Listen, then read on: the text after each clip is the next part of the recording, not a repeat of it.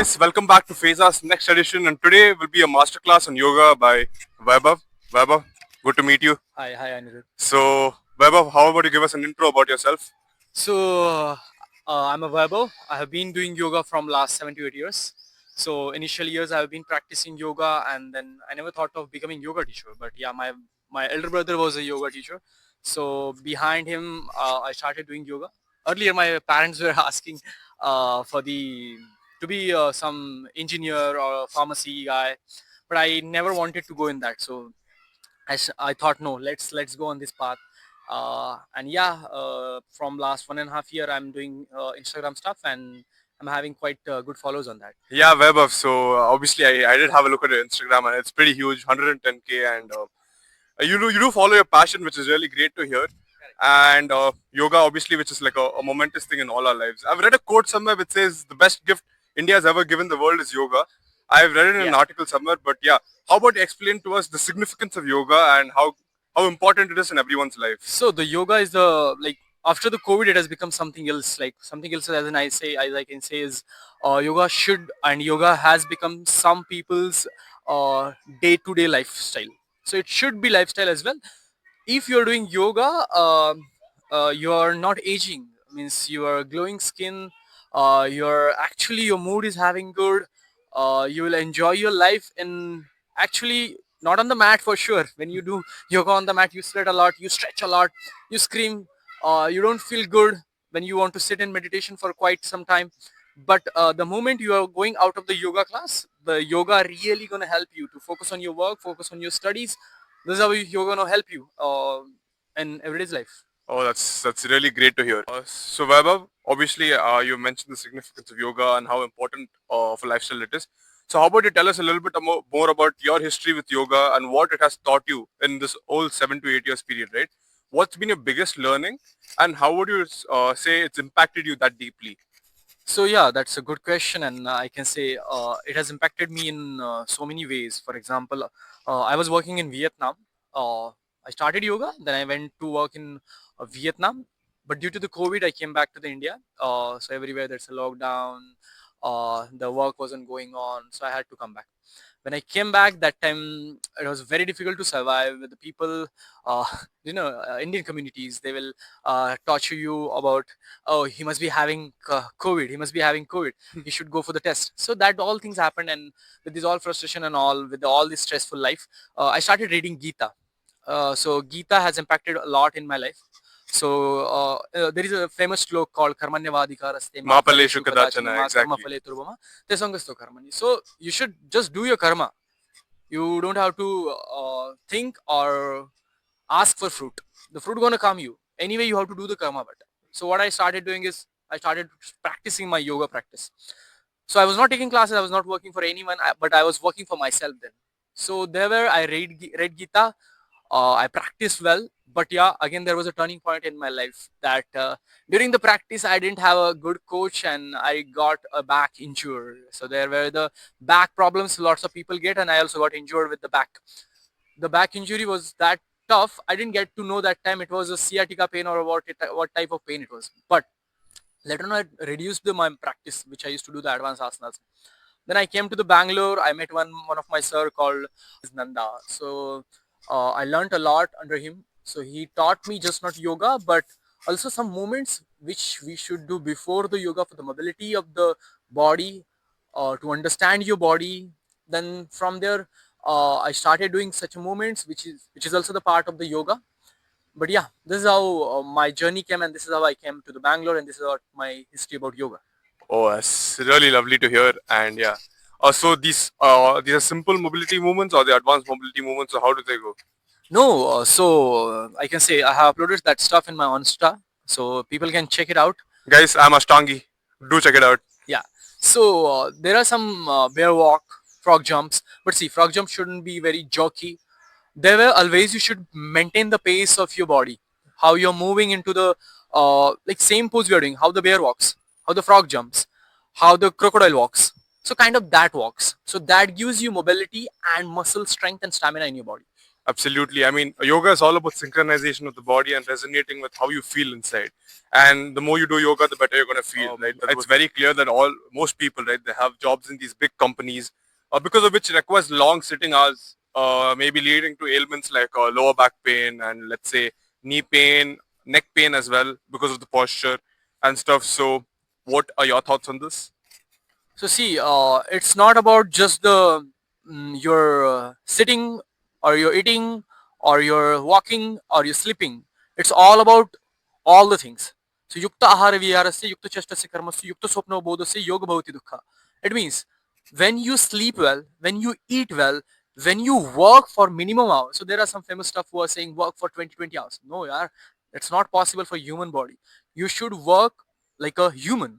Humans can't work for the couple of hours. You should work minimum hours. So I'll suggest work minimum. Also entertainment. It's not that you shouldn't do the entertainment. You should do the entertainment for yourself. Everyone's entertainment varies. For example, you and I like to practice more in the gym and on the mat for the yoga. Maybe some other people are liking to do some other activities or watching movies. So that is also important. So second thing, ahar, your balanced diet. Nowadays the ahar become completely opposite. That is, people are going from astic to nastic, or maybe people are becoming nastic. Right. It's By drinking the alcohol. City like Bangalore, people are having the tamas gonna takes over. yeah, Right? yeah, tamas. Even the being rajasic also not good. Right. It's all about sattvic, living the sattvic life. Absolutely. How much sattvic life you're doing, not with the thoughts, with the your everyday routine, your words which you pronounce, all things should be sattvic. So let me come back to the point. So we should focus on our ahar as well, eating on time, eating the right thing. Again, not I'm not against non-vegetarians, but yeah, I'll not ask you to shift to vegetarian, but eat each food, but there should be limit of the food also. Right. So in Absolutely. Ikigai also, there is a one Japanese famous book called Ikigai, Ikigai, and that they have yes. told to the world that you should not eat full of the your stomach. You should keep the 80% of stomach empty. So following such a healthy routine will definitely gonna help. Then we'll think about the yoga, and then we can come to the yoga. Right. Absolutely. Definitely. I concede that it's very few good points made about this. But now coming to what is obviously the most important in people's life, the sleep schedule, right? Sleep schedule, and you have to sleep on time. How many hours of sleep do you have to get, and all that stuff. So your thoughts on that too? So if you're so most of the guys in Bangalore or all over the world today, they are sitting next to the computers, right? Right. So Absolutely. computers are taking over, right? So that's fine. We have to go for our life and we have to move forward with the life, and the creativity is increasing. So see, sitting 14 hours a day, you should at least sleep 8 hours a day. 8 hours a day. 8 hours a day sleeping is it should be mandatory from the all the MNCs. That's actually a very good point. I mean, sleep. I mean, not just for yoga, for that matter, for sports players as well. Like I was playing sports right at a national level. My coach used to make sure that I had to get 8 to 9 hours sleep, and he Exactly. was very keen on that, right? Yeah. And obviously, even you're keen on the fact that you get 8 to 9 hours sleep per day every day. See, during my classes schedule, sometimes it's 7 hours, but yeah, minimum it should be 7 hours. Minimum 7 to But 8 I do hours. target I should be sleeping 7 hours, and then I'm keeping off my all the gadgets off, and I'm just sleeping on the bed. Okay, so Vaibhav, I want to ask you a question. What's the first thing you do once you wake up? So the moment you get up, the alarm rings for sure, turning it off. The next thing is I'm just going to my kitchen, heating up some water and drinking the much water where either I'll vomit Oh, or either my stool will pass. oh, So that doesn't give me constipation, that doesn't keep my body bloated. So that's what my first morning routine is. okay, that's really great to hear. And now coming to the most important part, me personally, I suffer from a bit of lower back pain and all that stuff. So how about you tell us how to tackle this and maybe show a bit of simple movements so that I can follow you, incorporate it in my daily schedule, so that Sure. So I just want to tell you about the back pain before we are moving towards the postures. So there are some postures, and it varies to the individual. For example, someone is having normal back pain. It can be due to the stiffness. It can be due to the weakness. So it varies. So for example, stiffness, you should do the stretching poses, and for the weakness, you should do the strengthening poses. So it varies to the person. So we can move forward for the poses then. right, absolutely.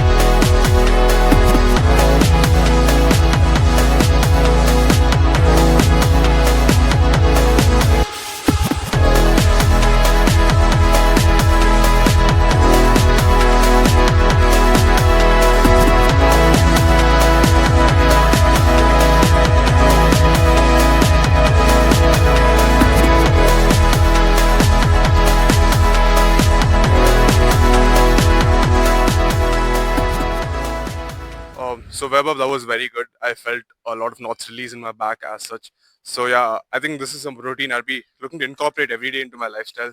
Simple stretching poses and stuff. So yeah, thank you for that. Now let's talk about a bit more hips, right? You're for me, I was an athlete, playing at the national level of different sports, and as of late, I've noticed that my hips don't have the mobility they used to have. What do you think can be the reason for this, and how could I fix this? Not just for me. Many people have this hip tightening and hip flexor issues. So, what do you think about this? See, according to me, it's just the movement which we haven't done. Some particular movements you should do, some poses you should be doing. I'm not asking you for the two advanced poses, but simply doing skandasana or simply squatting, or do you know the Indian toilet pose? Oh, right, How it absolutely. happens, right? Yes, yes, yes. So people are not able to sit in that. So yeah, for sure, hip flexors are getting more tight for the people. And yes, then they should start practicing malasana, skandasana, such poses. Okay, so just could you give us a brief about what Skandasana and what Malasan are? So skandasana is then we'll have to show the poses. So you mentioned the Skandasana, right? Yeah, yeah. Tell us a bit more about that. So for sure, it's not for the normal human beings. I'm a normal human being, but I feel hurt right now. But no worries, go on. So sitting in the skandasana or sitting in malasana is dream for lots of people now. So sitting in skandasana is like you should be keeping the legs wide. Okay. Okay. You're gonna tuck the right heel. If you're sitting on the left, then you're simply gonna go down in a skandasana. That's what the skandasana where you're over here. You're joining the palms like this. Oh. And the malasana, everyone knows mal, and as in stool, asana as in pose, malasana, which is like simply you're sitting in Indian toilet pose. Okay, wow. So I think you mentioned that these are two things we have to practice, right? So it is not just about practicing malasana or skandasana. Practicing malasana, skandasana is difficult because people are not able to sit in that. So there are always some preparatory asanas or preparatory exercises for this. So practicing some normal stretches, doing sun salutation, that gonna definitely add you for sitting in malasana and skandasana. Okay, lovely. And yeah, I guess obviously we all need to work towards improving the hip flexor mobility, hip Correct. mobility, Correct. and making sure lower back pain goes away. So that Correct. obviously we live healthy lives, right? Correct. Because at the end of the day, that's what all of us want. Maybe we work for long hours to earn money, but what's the point of that if you don't have a good lifestyle and good quality of life, Yeah, right? yeah, yeah. Exactly. So so now let's come to neck, right?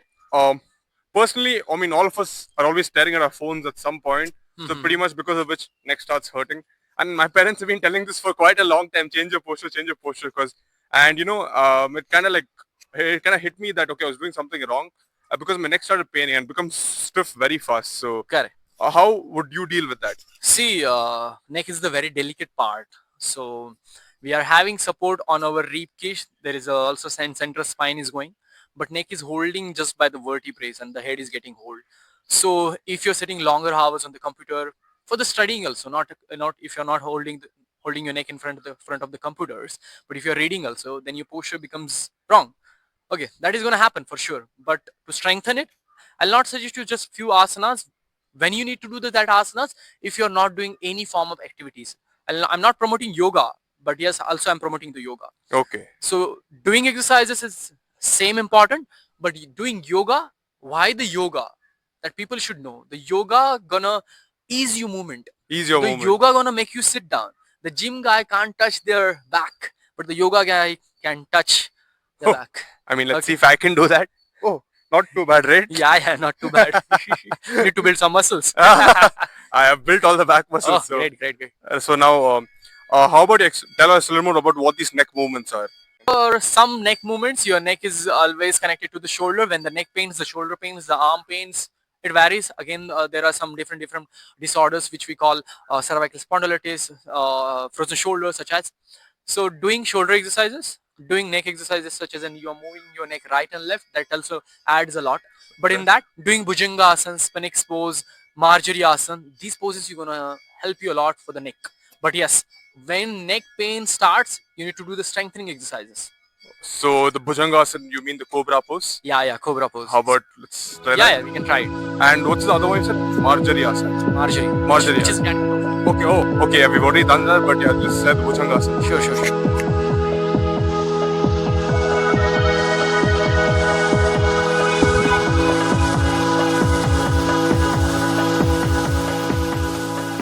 So Vaibhav, obviously this has been very good. You showed us a lot of stuff to help us Yeah. and a lot of moments and all that stuff. Yeah. So when do you suggest that a normal person, right, who has this many hours of work, Correct. incorporate this all these movements into his or her schedule, right? So when do you think? What do you think is the best time of the day to do this? See, the best time is early in the morning. But if you are not free early in the morning, but yeah, only one thing you need to take care of. If you're doing yoga early in the morning, do the pranayamas in the beginning before the asanas. If you don't have time to perform the yoga asanas in the morning, then you should do it in the evening. But make sure you're doing the breathing exercises after the asanas. Lovely. Obviously, makes a lot of sense, Correct. and I'll definitely be incorporating this into my schedule. Yeah. So I just want to ask you at the end of the day, how do you regulate your breathing, right? For yoga, obviously you mentioned about how do you Correct. inhale and how do you exhale. Uh, All that plays a very important role. How do you regulate this breathing? so breathing, for example, we are having three types of breathing. One is the abdominal, thoracic, and clavicle breathing. So I can't show you that because it's again not easy to do again every time for everyone. Right. You need to have a particular yoga class for that, and then you can perform. You should be going to the yoga class and then you should be doing it. But yeah, I can tell you simply the belly breathing, where you breathe and moves the belly. The thoracic breathing, where you actually expand thoracic region, and that's what the thoracic breathing. The clavicle breathing, when you lift the clavicle region slightly up and down with the upper thoracic region, that's what the clavicle region. And when you do all these three breathings together, what do you think? What it is? Pranayama. Hey, no, it's a yogic breath. Yogic breathing. Yeah. Okay. All right, guys. My knowledge is very limited, but his is not. So I'm Ashtangi. Check it out on Instagram. Yeah, so do check it out. how about we just show me pranayama and we'll conclude with that. Yeah, sure. Pranayama.